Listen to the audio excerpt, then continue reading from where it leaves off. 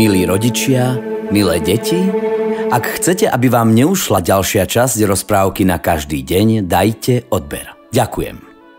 14. február a meniny má Valentín.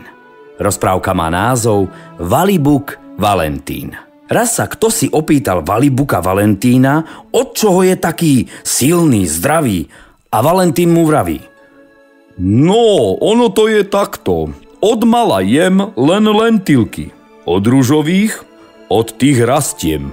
Od modrých, od tým múdriem. A keď zjem zelené, tak potom sa mi nič nelení. Lebo komu sa zelení, tomu sa nelení. Preto dajme na radu Valibuka Valentína a každý deň len a len lentilky, cukríkové medicínky, pilulky, tabletky a aj draže.